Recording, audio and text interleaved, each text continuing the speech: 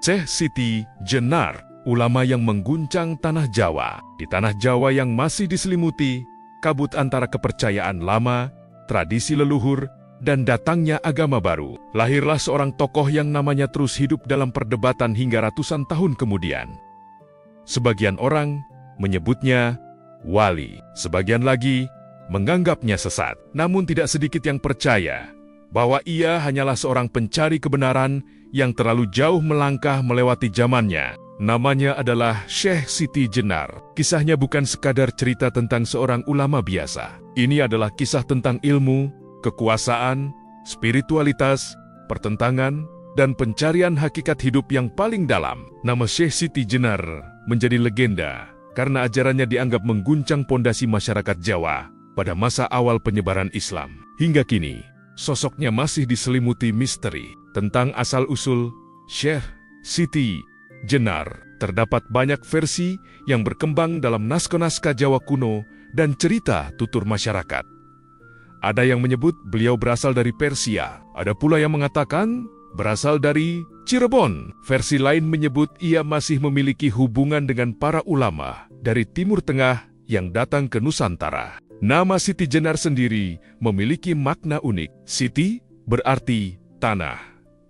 Jenar berarti merah atau kuning, kemerahan. Sebagian ahli budaya Jawa menafsirkan nama itu sebagai simbol manusia yang berasal dari tanah dan akan kembali ke tanah. Dalam beberapa cerita rakyat Jawa, bahkan muncul kisah mistis bahwa Syekh Siti Jenar dulunya berasal dari seekor cacing merah yang berubah menjadi manusia karena kekuatan spiritual. Namun, kisah ini lebih dianggap sebagai simbol sufistik daripada fakta sejarah. Nama lain yang sering dikaitkan dengannya antara lain Syekh Lemah Abang, Abdul Jalil, San Ali, Syekh Jabaranta. Julukan Lemah Abang juga bermakna tanah merah, merujuk pada wilayah tempat beliau mengajar. Untuk memahami Syekh Siti Jenar, kita harus memahami kondisi Jawa saat itu. Pada abad ke-15 hingga awal abad ke-16, Pulau Jawa sedang mengalami perubahan besar. Kerajaan besar Hindu-Buddha seperti keruntuhan Majapahit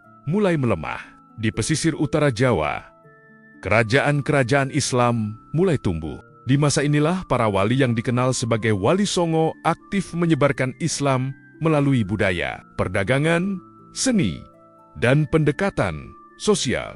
Namun Islam di Jawa tidak datang dalam keadaan kosong. Masyarakat Jawa telah lama mengenal ajaran Hindu-Buddha, spiritualitas kejawen, tradisi pertapaan, ilmu kebatinan, dan filsafat mistik. Karena itu, penyebaran Islam di Jawa memiliki warna yang sangat khas. Dan di tengah proses besar itu, muncul Syekh Siti Jenar dengan pemikiran yang jauh lebih mendalam dibanding kebanyakan orang pada zamannya. Konon sejak muda, Syekh Siti Jenar adalah pengembara ilmu. Ia belajar agama, filsafat, dan tasawuf dari banyak guru. Perjalanannya disebut mencapai Gujarat, Persia, hingga wilayah Timur Tengah.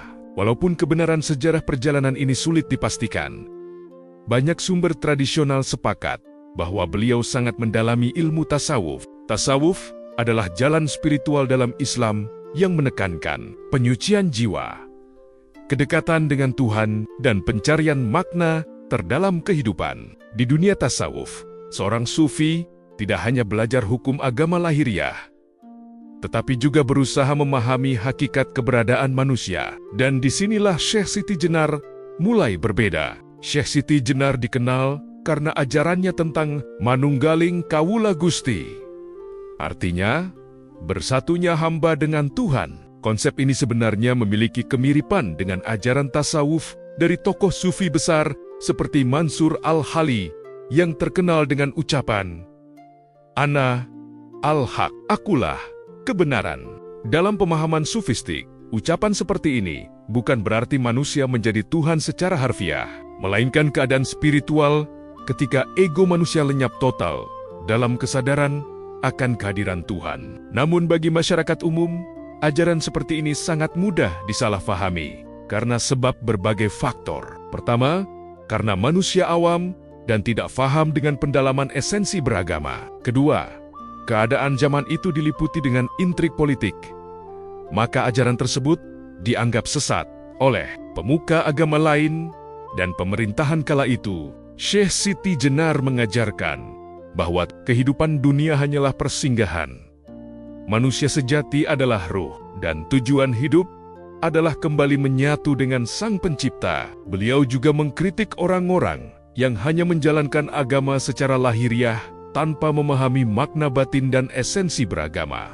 Menurut beberapa naskah Jawa, ia pernah berkata bahwa banyak manusia hanya menyembah kulit agama, tetapi belum mengenal hakikat Tuhan. Pemikiran seperti ini membuat pengaruhnya sangat besar di kalangan rakyat kecil, kaum spiritualis, dan orang-orang yang mencari jalan kebatinan, namun sekaligus menimbulkan ketegangan dengan penguasa dan sebagian ulama. Dalam banyak kisah tradisional Jawa, Syekh Siti Jenar akhirnya berhadapan dengan Wali Songo. Konon, para wali menganggap ajarannya terlalu tinggi untuk masyarakat umum. Mereka khawatir masyarakat salah memahami ajaran, meninggalkan syariat, dan menganggap diri sudah menyatu dengan Tuhan tanpa menjalankan kewajiban agama.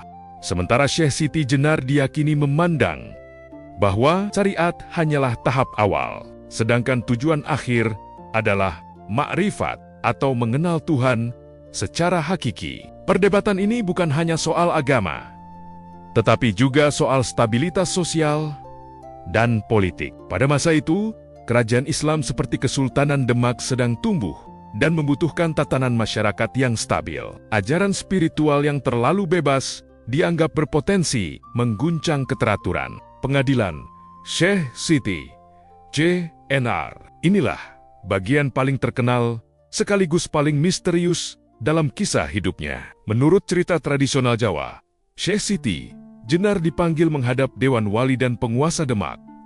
Di sana terjadi perdebatan panjang mengenai hakikat Tuhan, kehidupan, kematian, dan makna manusia. Konon, Syekh Siti Jenar mengatakan bahwa manusia sebenarnya telah berada dalam kematian dunia, sedangkan kehidupan sejati adalah ketika ruh kembali kepada Tuhan. Ucapan-ucapan mistik seperti ini dianggap berbahaya oleh sebagian pihak. Akhirnya, muncul keputusan bahwa ajarannya dinilai menyimpang. Namun sumber sejarah mengenai akhir hidup Syekh Siti Jenar sangat beragam. Ada beberapa versi tentang wafatnya Syekh Siti Jenar. Versi pertama, beliau dihukum mati oleh penguasa Demak setelah dianggap menyebarkan ajaran yang menyimpang. Versi ini paling terkenal dalam cerita rakyat Jawa. Versi kedua, beliau sebenarnya tidak dibunuh, melainkan memilih menghilang atau meninggalkan kehidupan dunia. Versi ketiga, kisah eksekusi hanyalah simbol pertentangan antara syariat dan tasawuf dalam sejarah Islam Jawa. Dalam legenda Jawa, diceritakan bahwa ketika tubuhnya ditebas, darahnya berubah menjadi cahaya. Ada pula kisah bahwa jasadnya menghilang. Cerita-cerita seperti ini menunjukkan bahwa masyarakat Jawa kemudian memandang Syekh Siti Jenar bukan sekadar manusia biasa, tetapi tokoh spiritual yang penuh karomah dan misteri. Antara fakta dan legenda, sejarawan modern menjelaskan bahwa kisah Syekh Siti Jenar sulit dipisahkan antara fakta sejarah dan legenda. Banyak sumber tentang dirinya berasal dari babat Jawa, serat kuno, dan tradisi lisan. Sumber-sumber tersebut sering bercampur dengan unsur simbolik dan mistik. Namun, satu hal yang hampir selalu disepakati, Syekh Siti Jenar adalah simbol pergulatan besar dalam sejarah Jawa, antara syariat dan hakikat, antara kekuasaan dan spiritualitas, antara agama formal dan pencarian batin manusia. Berabad-abad telah berlalu sejak nama Syekh Siti Jenar menggema di tanah Jawa. Kerajaan telah runtuh, generasi telah berganti, namun kisahnya masih terus dibicarakan. Sebagian orang takut pada pemikirannya, sebagian lain justru menemukan makna mendalam dari ajarannya. Apakah ia seorang wali, seorang sufi, ataukah tokoh kontroversial yang disalahpahami? Mungkin sejarah tidak akan pernah memberi jawaban pasti, tetapi satu hal yang jelas, nama Syekh Siti Jenar telah menjadi salah satu legenda terbesar dalam sejarah spiritual Nusantara.